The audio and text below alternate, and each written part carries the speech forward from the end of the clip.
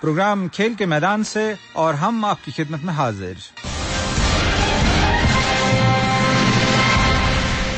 جہاں ایک طرف ٹیسٹ کرکٹ میں یک طرفہ ایشیز سیریز کے نتیجے کے ساتھ سال 2021 کا اختتام ہوا، وہیں سال 2022 کی شروعات ٹیسٹ کرکٹ کے چند دلچسپ اور ناقابل یقین نتائج کے ساتھ ہوئی. کئی ایک کنٹروورسیز اور روہت شرما کی غیر موجودگی میں بھارت نے جنوبی افریقہ کو اسی کی سرزمین پر شکست دے دی. بھارت کی جیت ناقابل یقین تو نہیں بلکہ بے حد اہم تھی، خصوصاً کپتان وراٹ کوہلی کے محور کو مد نظر رکھتے ہوئے. وہیں دوسری جانب اس سال کے آغاز میں ہی ٹیسٹ کرکٹ کی تاریخ کا ایک بہت بڑا اپسٹ اس وقت دیکھنے کو ملا جب بنگلہ دیش کی ٹیم نے نیوزی لینڈ کو اسی کی سرزمین پر ہرا دیا. یہ تاریخی پس منظر کے ساتھ ساتھ اعداد و شمار کے اعتبار سے بھی ایک ناقابل یقین نتیجہ تھا. سیریز کے ابتدائی مقابلے میں بنگلہ دیش نے نیوزی لینڈ کو بے اوول ماؤنٹ میگونی کے میدان پر 8 وکٹوں سے شکست دے دی. یہ ٹیسٹ کرکٹ کی تاریخ کا ایک بڑا اپسٹ ہونے کے ساتھ ساتھ نیوزی لینڈ کے لیے نیوزی لینڈ میں ملنے والی ایک تاریخی کامیابی تھی. بنگلہ دیش اس سے پہلے بیرونی سرزمین پر محض 5 ٹیسٹ میچ جیتنے میں کامیاب ہو گیا تھا. یہ کامیابیاں اس سے زمبابوے، سری لنکا اور ویسٹ انڈیز میں حاصل ہوئی تھیں، یعنی ان ٹیموں کے خلاف جو ٹیسٹ کرکٹ کی رینکنگ میں نیچے کی پائیدانوں پر ہیں. بے اوول میں جب دونوں ٹیمیں میدان پر اتری تو بنگلہ دیش ٹیسٹ رینکنگ میں 9 نمبر کی ٹیم تھی، جبکہ نیوزی لینڈ رینکنگ میں دوسری نمبر کی ٹیم ہونے کے ساتھ ساتھ حال ہی میں ورلڈ ٹیسٹ چیمپئن شپ کی چیمپئن بھی بن چکی ہے. نیوزی لینڈ اپنی سرزمین پر مسلسل 8 سیریز میں ناقابل شکست تھی. بنگلہ دیش کے ہاتھوں ہارنے کے بعد نیوزی لینڈ کا اپنے میدانوں پر مسلسل 17 ٹیسٹ میچوں کی جیت کا سلسلہ بھی ٹوٹ چکا ہے.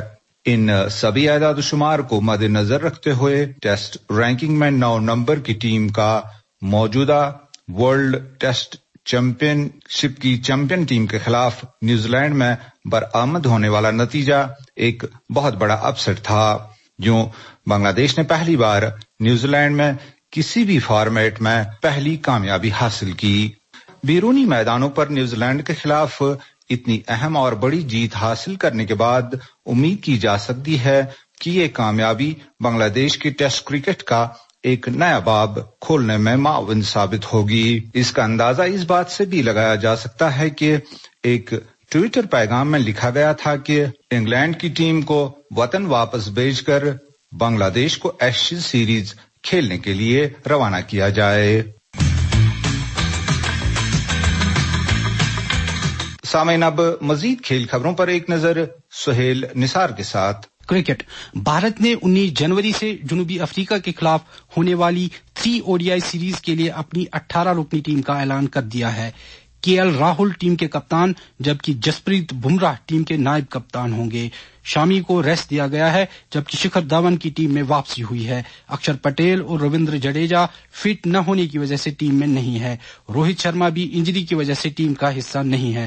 ٹیم میں بقیہ کھلاڑی وراٹ کوہلی، سوریہ کمار یادو، شرییس ایر، وینکٹیش ایر، رشبھ پنت، ایشان کشن، چہال، اشون، سندر، بھونیشور کمار، دیپک چہار، پرسدھ کرشنا، شاردل ٹھاکر، سراج اور رتوراج گائیکواڑ ہے.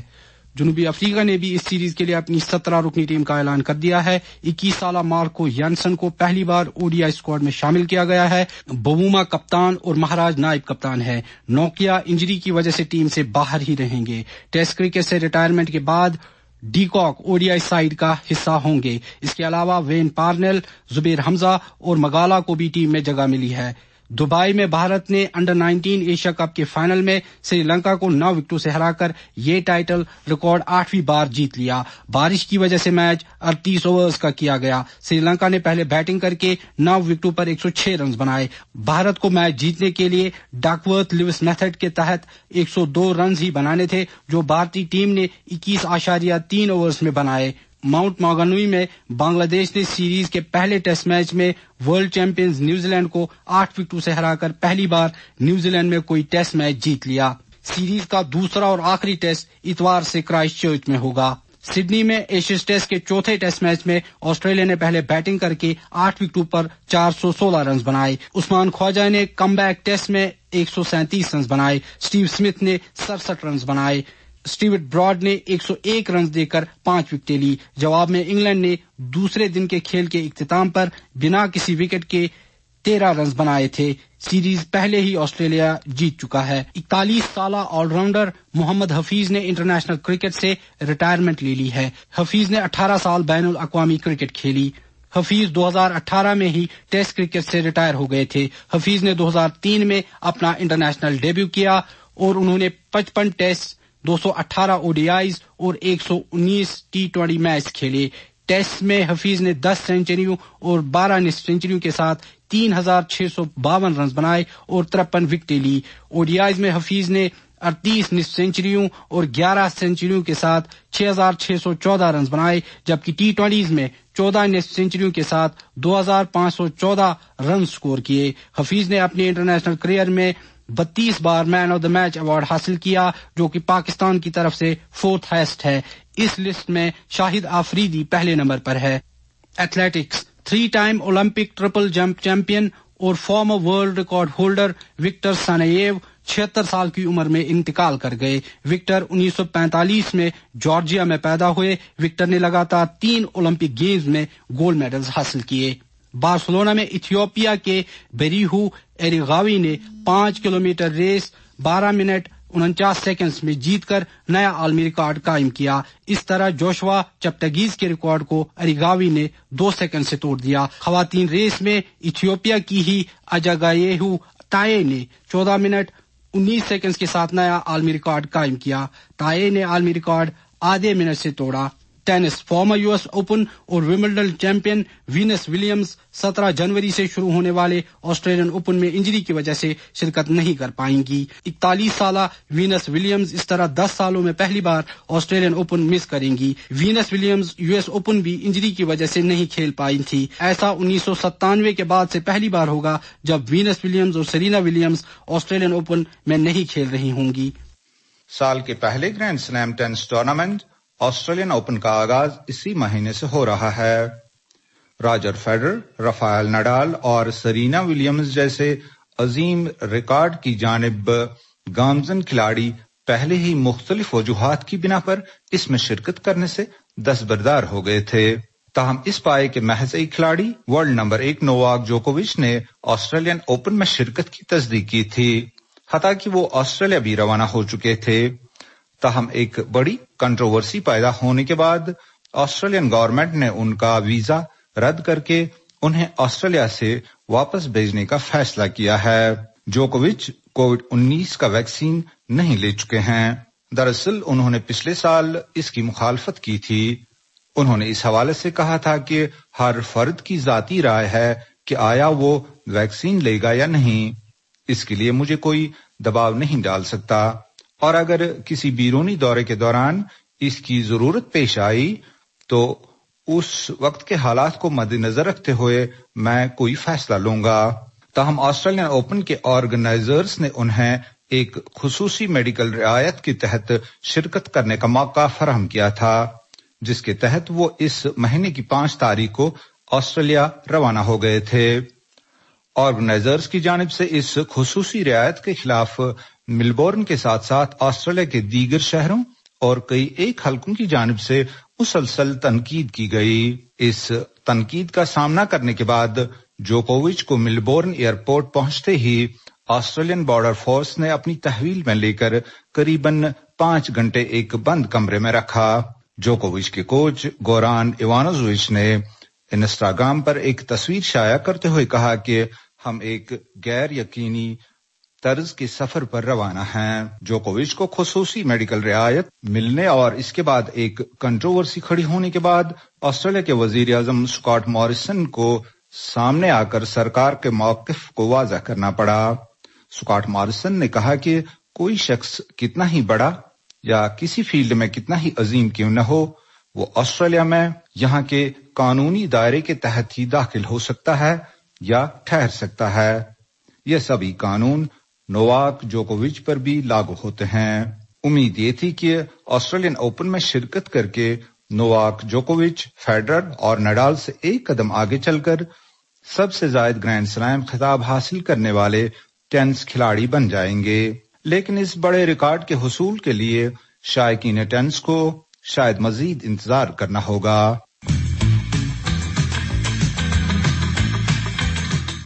ایک بار پھر بات کرکٹ کی، اور بات کرتے ہیں کرکٹ کے اس فارمیٹ کی جس نے کرکٹ میں ورلڈ کپ یا کرکٹ کا ورلڈ چیمپئن بننے کا خیال پیش کیا۔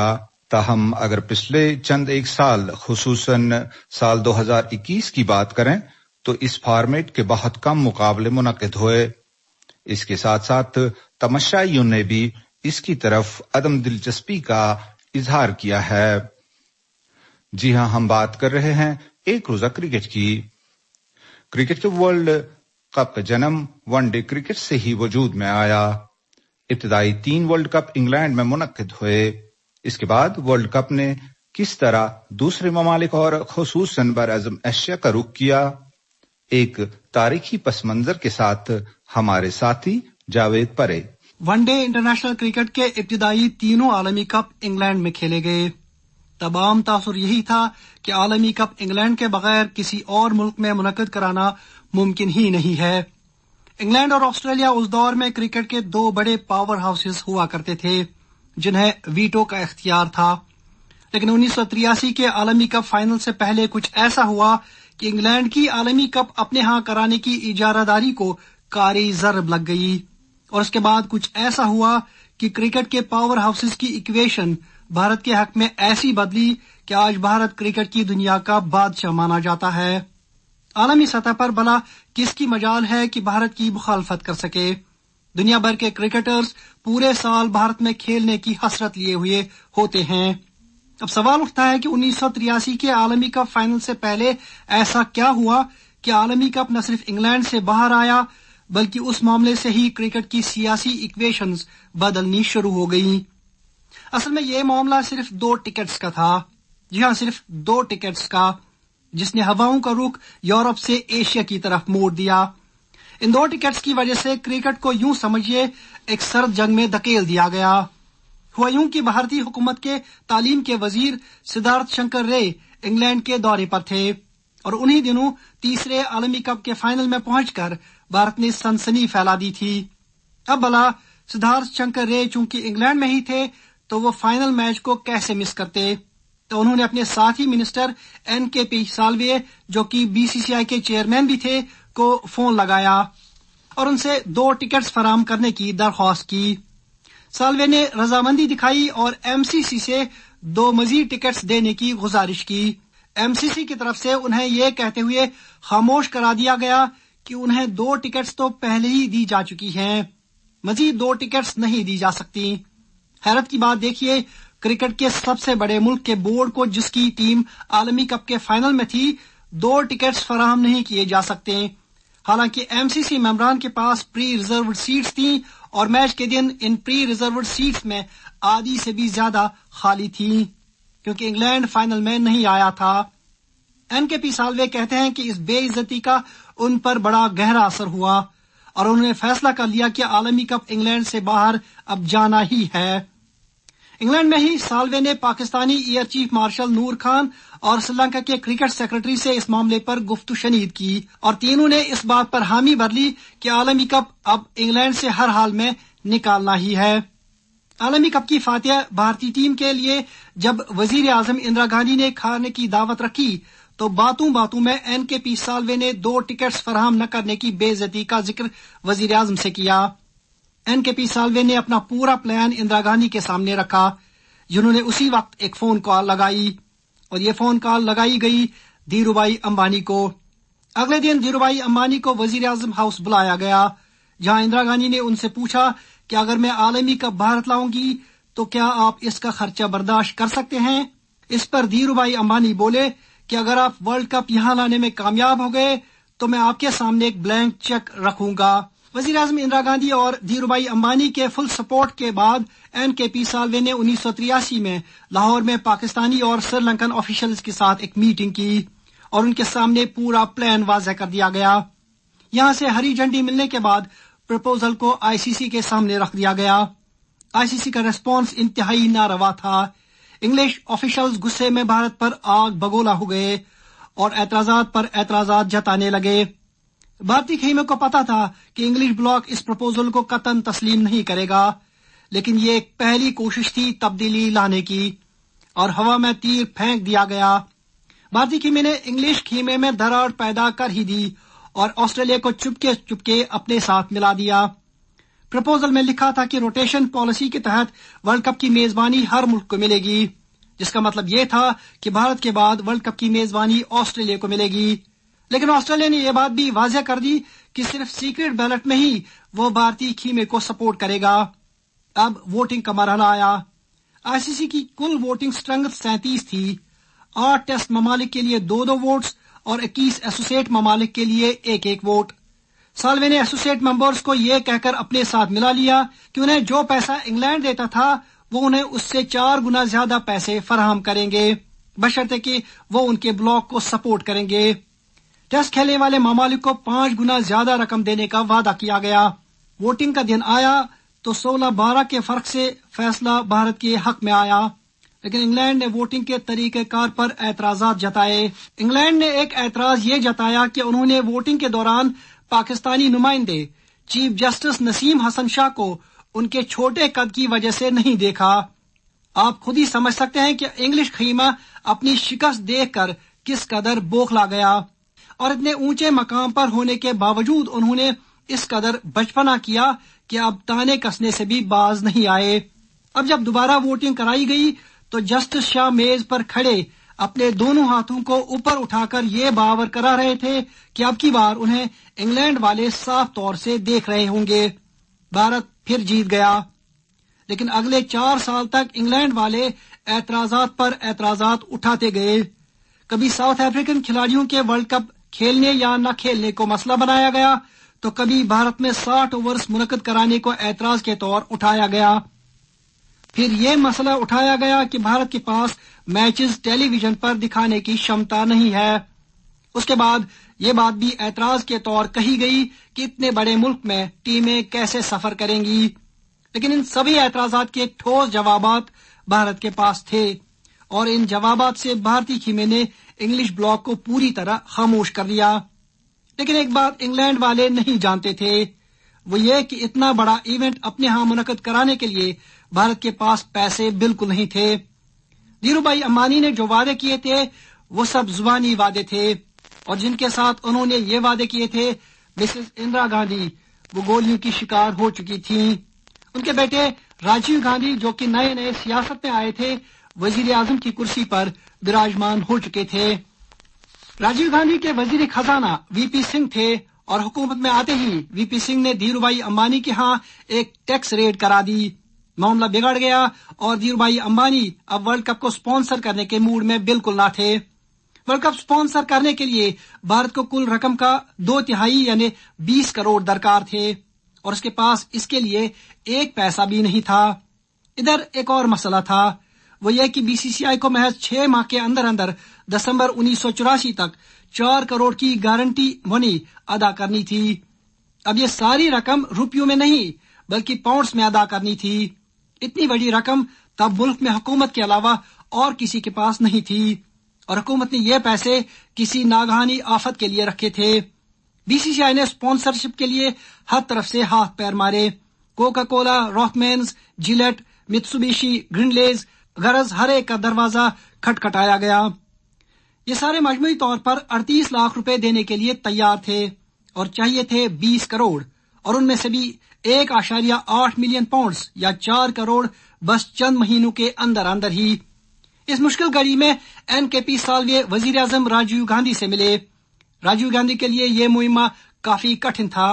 وہ رقم جو ایک غریب ملک میں کسی آفت کے لیے رکھی گئی تھی، محض ایک ایونٹ کے لیے دینا کہاں کی دانائی تھی۔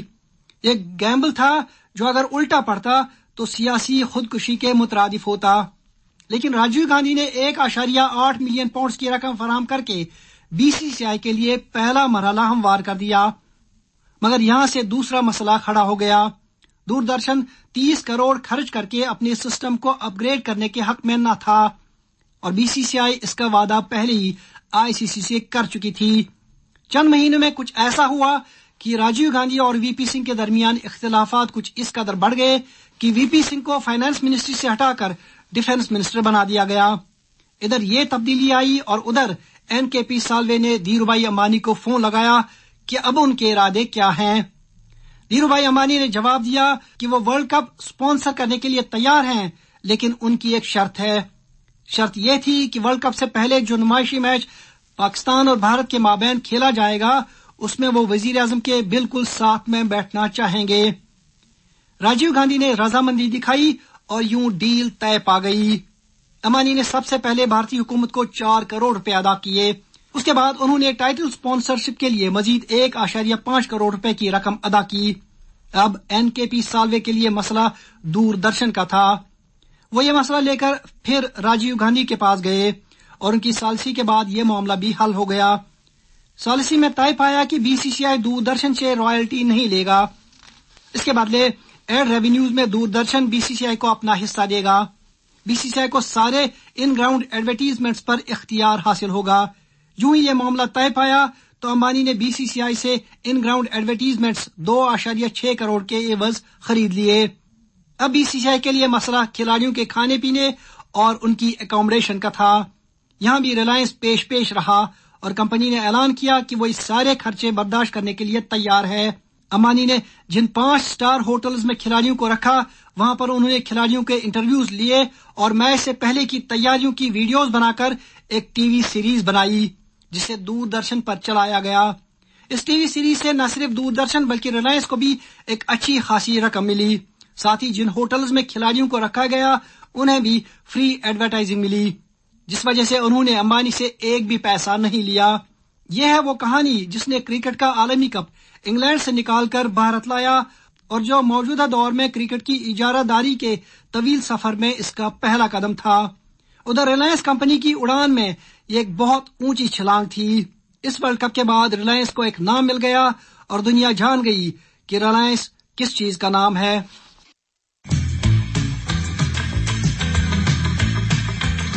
کھیلوں کے اعتبار سے پچھلا سال یعنی 2021 بہت ہی اہمیت کا حامل تھا۔ محدود تعداد میں ہی صحیح تماشائیوں نے ایک بار پھر میدانوں کا رخ کیا اور ٹوکیو اولمپک کھیلوں کے علاوہ T20 کرکٹ کا ورلڈ کپ، فٹ بال کی یورپین چیمپئن شپ اور ورلڈ کپ کے کوالیفائنگ مقابلے جیسے بڑے ایونٹ منعقد کیے گئے۔ کووڈ-19 کے وائرس کی موجودگی میں اس سال یعنی 2022 میں کون سے بڑے ایونٹس منعقد ہونے کا امکان ہے؟ اسپورٹس کیلنڈر 2022 بات کر رہے ہیں ہمارے ساتھی عمران گلڈ۔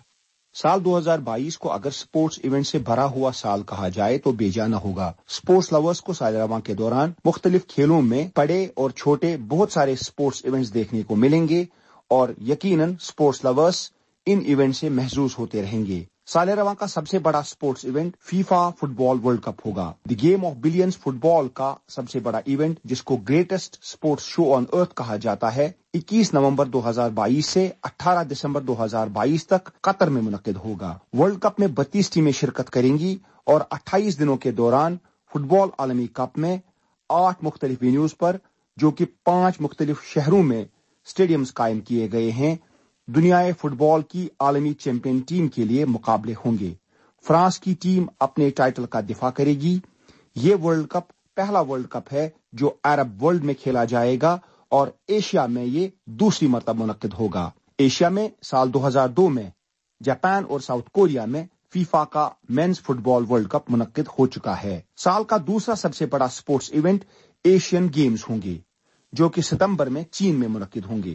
10 ستمبر کو ان کھیلوں کا آغاز ہینگزاؤ زیجیانگ چائنا میں ہوگا اور 25 ستمبر تک یہ کھیل جاری رہیں گے۔ ان کھیلوں میں 482 مختلف ایونٹس میں جو کہ 40 مختلف کھیلوں کے تحت کھیلے جائیں گے، پہلی مرتبہ اوشیانیا زون کے ایتھلیٹس بھی شرکت کریں گے، جن کو اولمپک کونسل آف ایشیا نے اس ایونٹ میں شرکت کرنے کی اجازت دی ہے، اور یہ ایونٹ 2024 کے سمر اولمپکس کے لیے ایک کوالیفیکیشن پلیٹ فارم بھی ثابت ہوگا۔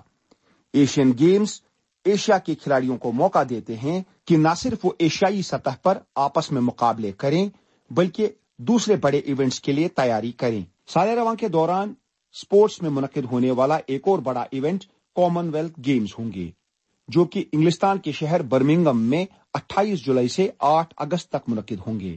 یہ تیسری مرتبہ ہے جب انگلینڈ میں کامن ویلتھ گیمز منعقد ہوں گے۔ 1934 میں لندن میں اور مانچسٹر میں 2002 میں یہ کھیل منعقد ہو چکے ہیں۔ ان کھیلوں میں 72 ممالک کے 5000 سے زیادہ ایتھلیٹس 283 ایونٹس میں شرکت کریں گے، جن کا تعلق 20 مختلف سپورٹس کے ساتھ ہے۔ 4 فروری سے 20 فروری تک بیجنگ چائنا میں ونٹر اولمپکس کا انعقاد ہوگا اور 109 ایونٹس میں مختلف کھلاڑی شرکت کریں گے، جن کا تعلق 7 مختلف ونٹر سپورٹس کے ساتھ ہے۔ ونٹر اولمپکس آخری مرتبہ 2018 میں ساؤتھ کوریا کے شہر پیان چینگ میں منعقد ہوئے تھے۔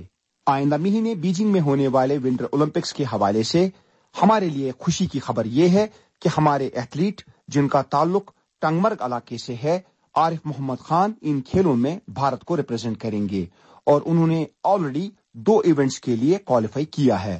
عارف محمد خان ان دنوں یورپ میں انہی کھیلوں کی تیاری کے سلسلے میں موجود ہیں اور اپنی ٹریننگ جاری رکھے ہوئے ہیں۔ سال 2022 میں مدر آف آل سپورٹس، جی ہاں، ایتھلیٹکس کی ورلڈ چیمپئن شپ بھی منعقد ہو رہی ہے۔ دراصل یہ چیمپئن شپ گزشتہ سال امریکہ میں منعقد ہونی تھی، تاہم کووڈ کی وجہ سے اس کو 1 سال پوسٹ پون کیا گیا اور اب یہ چیمپئن شپ 15 سے 24 جولائی 2022 کے درمیان یوگین اوریگون، امریکہ میں منعقد ہوگی۔ ورلڈ ایتھلیٹک چیمپئن شپ میں دنیا بھر کے ایتھلیٹس کو ورلڈ چیمپئن ٹائٹل کے لیے کمپیٹ کرنے کا موقع ملتا ہے اور اس سپورٹس ایونٹ کو اولمپکس کے برابر ہی گردانا جاتا ہے، کیونکہ اولمپکس میں کامیابی حاصل کرنے والے کھلاڑیوں کو جہاں اولمپک چیمپئن قرار دیا جاتا ہے، وہیں ورلڈ ایتھلیٹک چیمپئن شپ میں کامیاب ہونے والے کھلاڑی کو ورلڈ چیمپئن قرار دیا جاتا ہے۔ سال رواں کے دوران ہاکی کے کھیل میں خواتین کا عالمی کپ منعقد کیا جائے گا۔ ویمنز ہاکی ورلڈ کپ 1 سے 17 جولائی کے دوران نیدرلینڈ اور اسپین میں منعقد ہوگا اور اس میں دنیا بھر سے کوالیفائی کرنے والی 16 ویمنز ہاکی ٹیمیں شرکت کریں گی۔ ویمنز ہاکی ورلڈ کپ آخری مرتبہ 2018 میں انگلستان میں منعقد ہوا تھا اور نیدرلینڈز کی خواتین ٹیم نے اس میں کامیابی حاصل کی تھی۔ اور اب آخر پر سال 2022 میں منعقد ہونے والے بڑے کرکٹ ایونٹس کی بات۔ 2022 میں men's T20 cricket world cup Australia میں منعقد ہوگا۔ اس میں 16 ٹیمیں شرکت کریں گی اور اس میں 45 میچز کھیلے جائیں گے۔